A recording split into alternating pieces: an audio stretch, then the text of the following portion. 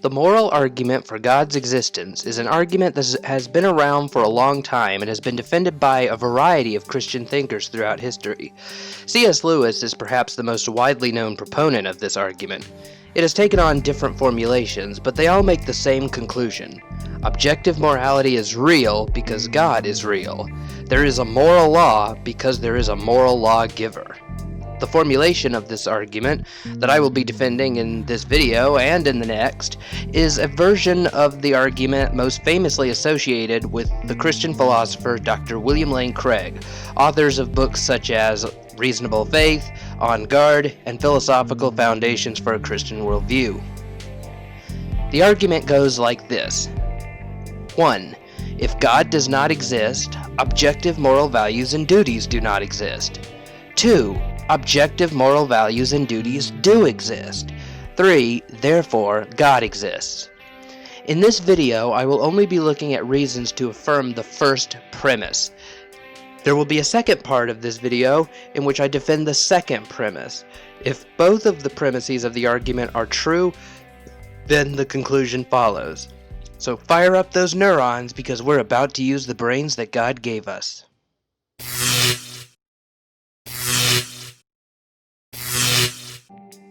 Why think that the first premise of the moral argument is true? Before I defend this premise, it's helpful to realize that the term moral values and duties in the premise is not a tautological phrase like null and void. A moral value is not the same as a moral duty. Moral values have to do with what is good and evil. Moral duties have to do with what is right and wrong. There may not seem to be a difference, but there is. It is good for you to be a firefighter, a pilot, a pastor, a scientist, a police officer, and an astronaut. But you're not morally obligated to take all of these careers. They're good, but you aren't obligated to do them. In fact, it would be impossible for you to take all of these careers. A moral duty has to do with what you're obligated to do or what you're prohibited from doing, such as giving to the poor, not committing adultery, not killing people, etc. You are morally obligated to be kind to people. You are morally prohibited from killing people, committing adultery, rape, and so on. So a moral value has to do with good and evil. A moral duty has to do with right and wrong. A moral value, something like being a police officer. It's something that's good for you to do, but you're not obligated to do it. You're not being a bad person. You're not being an evil person if you choose to take some vocation other than police officer. Now, why think that if atheism is true, that moral values would be real or objective in any sense? I think that if atheism is true, then the concept of objective moral values is unintelligible. And by objective, I mean that it is what it is regardless of what anyone thinks. For a moral value or a moral duty to be objective, it is universally true and objective regardless of what anyone thinks about it.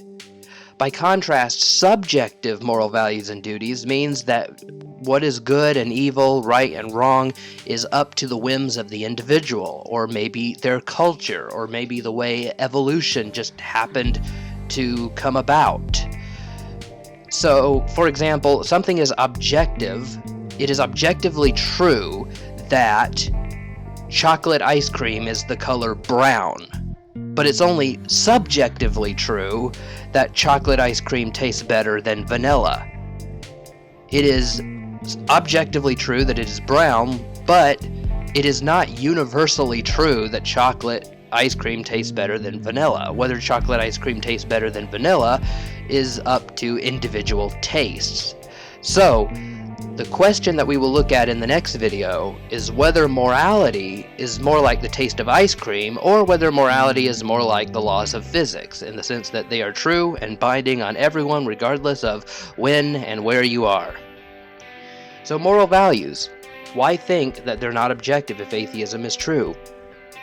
Because on atheism, man is just a biological organism that evolved out of the same primordial slime as every other biological organism. What makes the life of a human being of more intrinsic worth than the life of a mosquito or a flea? Most people don't think it's a form of mass homicide to kill all the fleas hiding in your dog's fur, but they do consider it mass homicide if you were to blow up a building and kill every person inside. But on atheism, why is killing everyone in a building evil, but killing every flea on your dog morally permissible? Why place higher value on the life of human beings than the life of fleas? If atheism is true, man is just a bag of chemicals on bones on a tiny speck of dust called planet Earth, lost in a gigantic cosmos that cares not whether he lives or dies. On atheism, I fail to see how there is any moral difference between the Jewish Holocaust and an extermination of an entire hill of ants. There is a biological difference, to be sure. One was the extermination of bipedal primates, and the other was the extermination of insects. But that's a biological difference, not a moral difference. If atheism is true, the biological difference would still be there, but I don't see how the moral difference would still be there. If atheism is true, it would seem that moral values go out the window. The life of human beings are no more worth protecting than the life of insects. On the atheistic worldview, there is no real moral difference between chopping down a man and chopping down a tree. They are just different collections of atoms rearranged in different ways. One man killing another are atoms arranging themselves in a murder-like manner, and a lumberjack chopping down a tree are atoms that are arranged in a chopping down treeness-like manner. But what, on a naturalistic worldview, makes the situation of the man chopping down the tree morally acceptable, but the man chopping down another man a moral atrocity?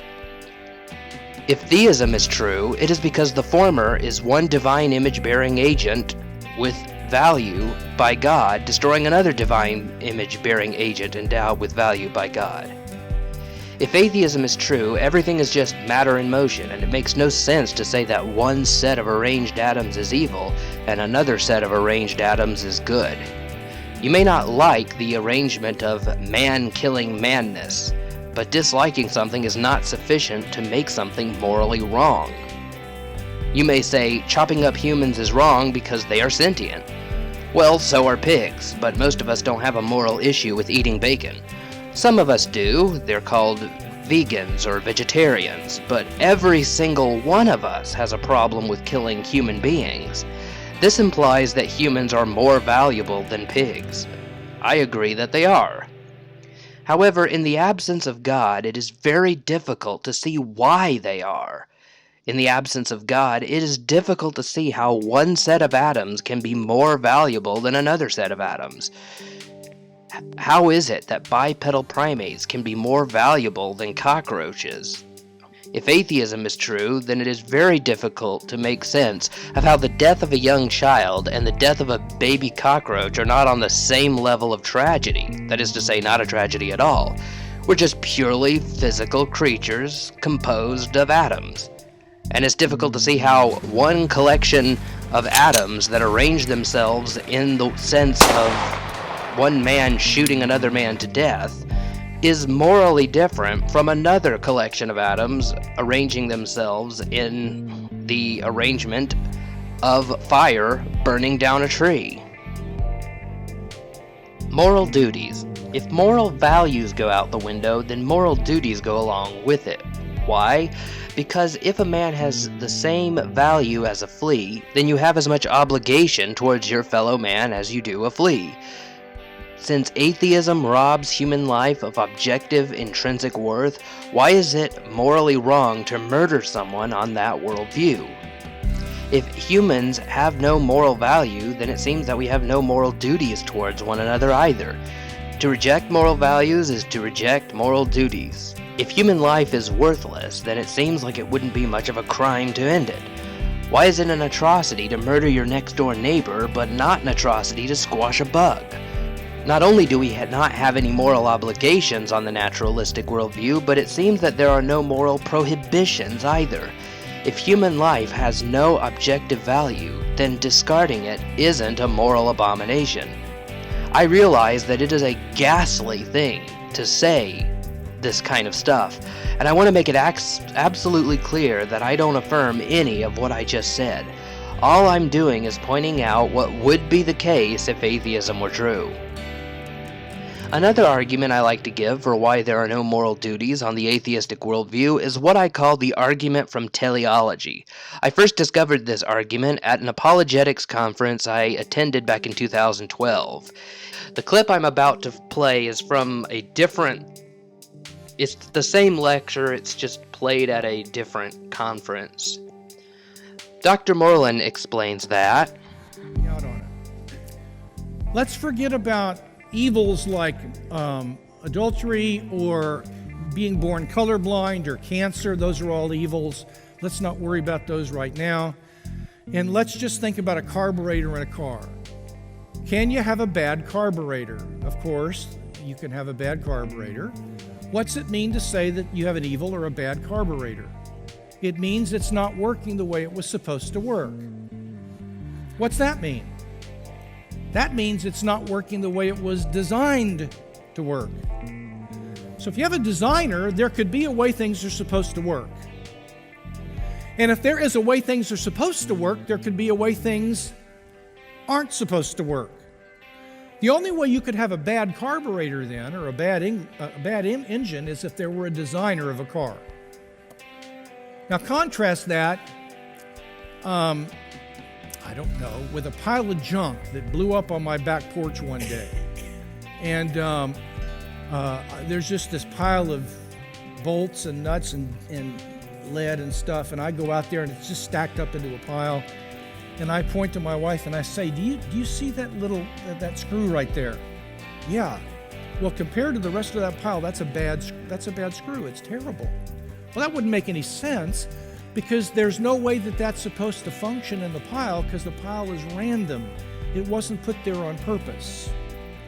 Now, the reason a colorblind child is evil, whereas a colorblind rock isn't, is that a human person is the kind of a thing that's supposed to be able to see. And that means that that's the way it was designed to function. So in my view, evil presupposes there's a way things were supposed to be, and if there's a way things are supposed to be, that makes sense if there is a designer of the world. If atheism is true, it's really odd to say that there's a way we ought to behave, since we were not made by anyone who intended us to behave as such. If atheism is true, we're more like the junk that blew up onto J.P. Moreland's front porch. We just blew up there through chance and random processes, and there's really no way that you could say that we ought to behave. If theism is true, we're like the carburetors. We were made for a purpose. We were made to behave in a certain moral way. And when people do not behave that way in society, we label them bad people. When other people do behave in that certain way, we label them good people. Objection. Although I have given my reasons for thinking premise 1 is true, there are counter-arguments that need to be dealt with. Getting rid of these will help strengthen our confidence in the first premise. Objection 1. So you're saying I need to believe in God to be a good person? How dare you say that atheists are bad people? This objection is number 1 on my list because it is the most common misunderstanding of the moral argument. The most common misunderstanding of the moral argument. The moral argument is not that atheists cannot live good, morally decent lives unless they believe in God. Rather, the argument is that if God does not exist, there are no grounds for calling one set of actions good and a different set of actions evil. The argument is not that atheists are bad people or incapable of living good lives. The argument is that if God doesn't exist, who's to say that torturing a baby is evil and nurturing a baby is good instead of the other way around? What reference point is there for labeling one set of actions good and another set of actions evil? There doesn't appear to be any on the atheistic worldview. Objection 2. Human flourishing is the standard. Atheist philosopher Sam Harris has argued in his book The Moral Landscape that whatever contributes to human flourishing is good, and what goes against it is evil. There are several reasons why Harris's proposal doesn't work. For instance, let us conceive for the sake of the argument that moral values could be grounded in human flourishing. This hypothesis fails to explain why we would have a moral duty to promote human flourishing instead of the destruction of the human race, or just simply not care at all. As I said earlier in this video, there's a difference between a moral value and a moral duty. Even if Sam Harris's proposal could ground moral values in human flourishing, it fails to give moral obligation for why we ought to promote human flourishing. But there are other problems. In an episode of the Free Thinking podcast, my friend and fellow apologist Dr. Tim Stratton gave an analogy, an illustration that made use of the movie The Matrix. Let's have a listen. So, one of my favorite movies of all time can help illustrate, and you're going to hear me talk about this movie quite a bit because I feel like this movie can help explain so much when it comes to deep theological and philosophical issues. What is that movie? The Matrix. Oh, yes, I love this such a good thing. movie. It is great. If you haven't seen The Matrix, came out in 1999, I believe. Yep. You need to go watch it. The first one's by far the best. Just the first one. You don't need to watch the other two. Don't even acknowledge their existence. I like the other two, but man, You can throw them on and have some fun. Yeah. But man, the first one, that's all you need, really. Yeah. So The Matrix. So in this movie, in The Matrix, the bad guy, he goes by the name Agent Smith. He refers to the flourishing of humanity as a virus and a cancer of the planet. And he makes the case that it's really objectively bad for humans to flourish. Well, the questions are raised, is Agent Smith objectively wrong? Or do we simply have differing subjective opinions? So it'd be circular reasoning to argue that the flourishing of humanity is objectively good because one assumes it's objectively good when humanity flourishes. Right. And what if Agent Smith is right? One must provide an argument as to why he is objectively wrong, lest one beg the question, which would be a logical fallacy. So, I've also heard it said that human flourishing is objectively bad for the earth and all other forms of life. I used to live in Santa Cruz, California, back in the day, and there were some people up in those parts who actually believed that humanity ought to be wiped out. Wow. Now, they weren't willing to start with themselves. Right. They'd save themselves for last. Someone's got to wipe out the rest of humanity, That's though. right, that's we right. can trust that they would finish the job when all that's was right. said and Once done. they saw that they were the last ones left, then they'd dispose of themselves. Yeah. But, a fellow human actually argued this and said, if all insects on Earth disappeared, within 50 years, all life on Earth would end. If all human beings disappeared from Earth, within 50 years, all other forms of life would flourish. So perhaps it's subjectively bad for humans to flourish, at least from the perspective of all other forms of life. The question then becomes, well, why is it objectively good for humanity to flourish, even if human flourishing hinders all other forms of life? Now, atheism cannot answer why the flourishing of humanity is objectively good. All the atheist can do is simply presuppose and assume, again, begging the question. On the other hand, if God exists and created humanity on purpose and for the specific purpose to know, love, and enjoy a relationship with God for eternity, well, then it's objectively true. Objection 3. The Euthyphro Dilemma.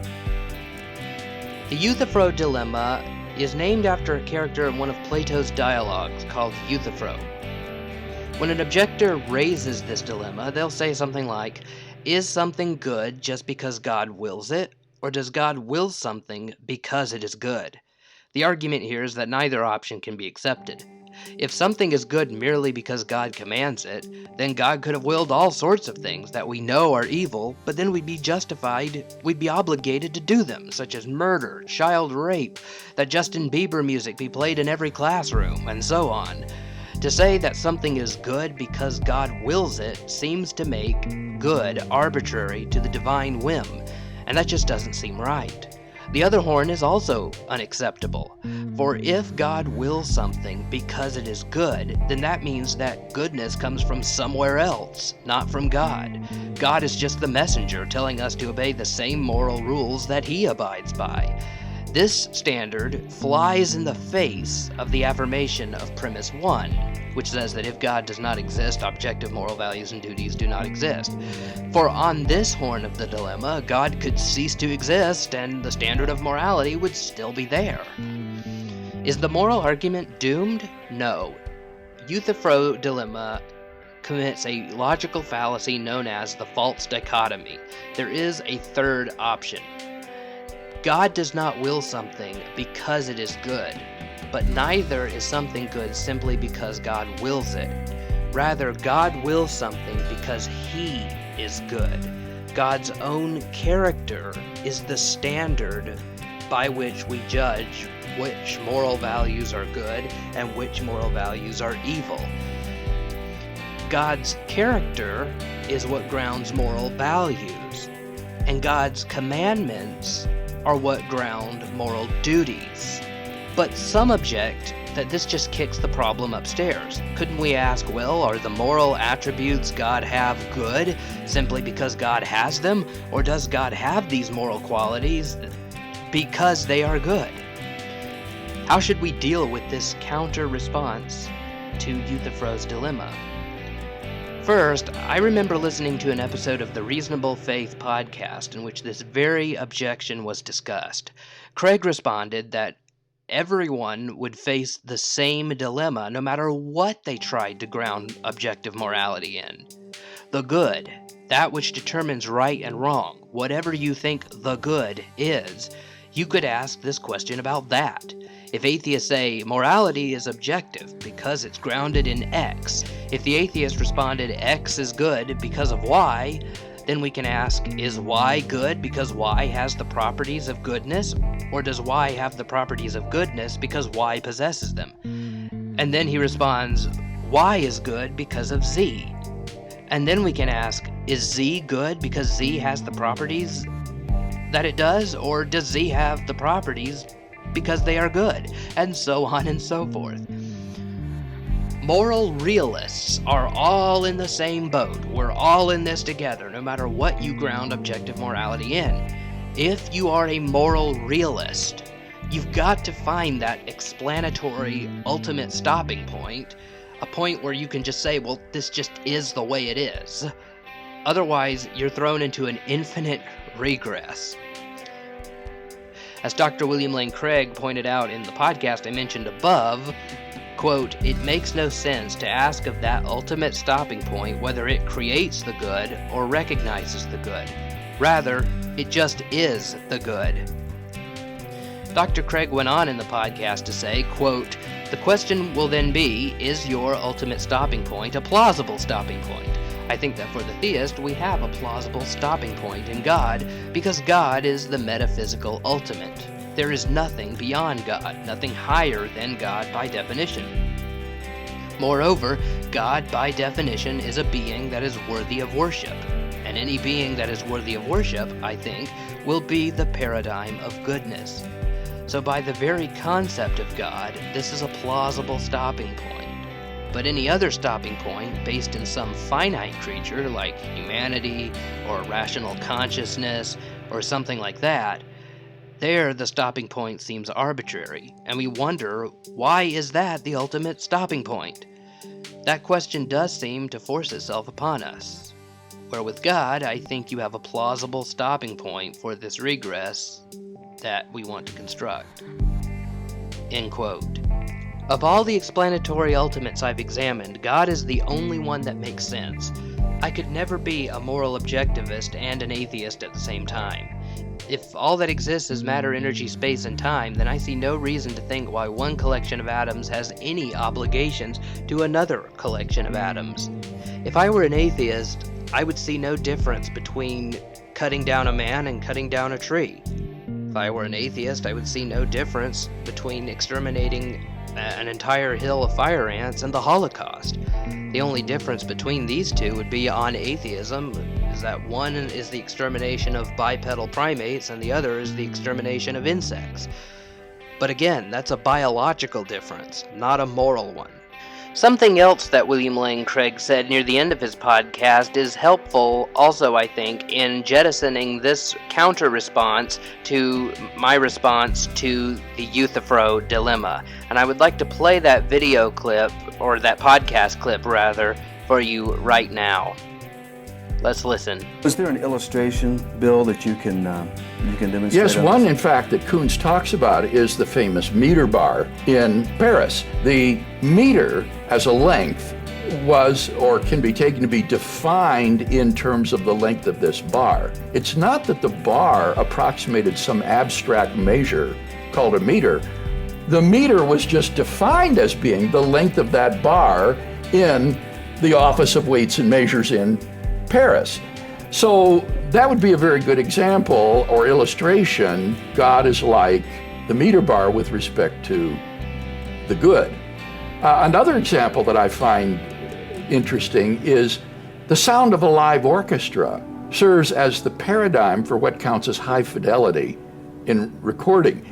A high fidelity recording means it approximates to the sound of the live music. But the live music itself doesn't approximate to anything else. It just is the paradigm for what counts as high fidelity. That's a great illustration. And so similarly, God just is the good. He's not only metaphysically ultimate, but he's morally ultimate. Objection 4. Moral Platonism. The Greek philosopher Plato thought that good and evil existed as abstract objects, just ideas that simply exist. Both good and evil exist like mathematical truths, mathematical objects, musical notes, and other abstract objects. I find this idea as bizarre as a polar bear juggling Game Boys, and hopefully you do too. In fact, I find that there are 3 problems with this view that render it absurd. The unintelligibility of this view is the first problem. What does it mean to say that kindness just exists? It makes sense to say that a person is kind, but if the universe didn't contain any people whatsoever, how could kindness continue to exist? How could kindness exist in a world with nothing but inanimate objects such as rocks, planets, stars, trees, and so forth? Likewise, I can understand a man who says, so-and-so is merciful, but in a universe completely devoid of persons, how could mercy still exist? Can a tree be merciful to a rock and vice versa? Can a flower exercise the virtue of patience in waiting for rain amidst a drought? This doesn't make any sense. Morals seem to be the properties of persons, and in the absence of persons, it's very hard to explain how morals can just exist out there in the Platonic realm. Secondly, even if this view could somehow solve the grounding problem for moral values, it would still not solve the grounding problem for moral duties. Even if love, kindness, and patience just existed out there in the Platonic realm on their own, no persons existing required, it would still beg the question of why I ought to conform my life to one set of moral values in the Platonic realm rather than another set of moral values in the Platonic realm. On this view, moral vices such as cruelty, impatience, and hatred exist just as real as love, kindness, and patience do. Why should I align my life with kindness, patience, and love rather than hatred, cruelty, and impatience? So even moral Platonism, even if we concede that these moral values, love and hate, kindness and cruelty, patience and impatience just exist in the Platonic realm, there's still no answer as to why we ought to align ourselves with one set instead of another. It doesn't account for moral duties. The third problem is that it defies the odds that the creatures who just so happen to climb out of the primordial soup just so happen to conform their lives to the right moral values rather than the wrong ones. This is astonishing when you think about it. Why didn't the primordial soup produce different creatures who valued morally abominable things? The skeptic might say, well, they serve to promote survival value. The problem with this response is that some things that are morally abominable can actually help in the struggle for survival. For example, adultery and rape. If they produce offspring, then that makes the human race one step away from extinction. And yet we still consider these things wrong. Moreover, thievery can aid in survival if you're hungry and you have a lot of children who are hungry and you steal food in order to feed yourself and them. And yet we believe that adultery and thievery are wrong. And yet, Homo sapiens' moral beliefs aligned with the Platonic form of adultery is wrongness, and thievery is wrongness. It seems more credible to me to believe that moral values and moral duties are both grounded in a supreme being rather than just existing as abstract objects as they do on Platonism. Well, that does it for today's video. Thank you for watching. If you liked the video, hit the like button, hit subscribe. Also, I've got a whole lot of other stuff on cerebralfaith.net. I got blog posts, podcast episodes. I got the videos arranged categorically on the website. And if you would, consider becoming a patron at patreon.com/cerebralfaith. Now, in the next video, I'm going to address reasons to affirm the second premise. In this video, we looked at the first premise of the moral argument. If God does not exist, objective moral values and duties do not exist. In the next video, I'm going to look at the second premise, that objective moral values and duties do exist. And if the two premises are true, then it logically follows that God exists. Thank you for watching, and until next time, keep using the brains that God gave you.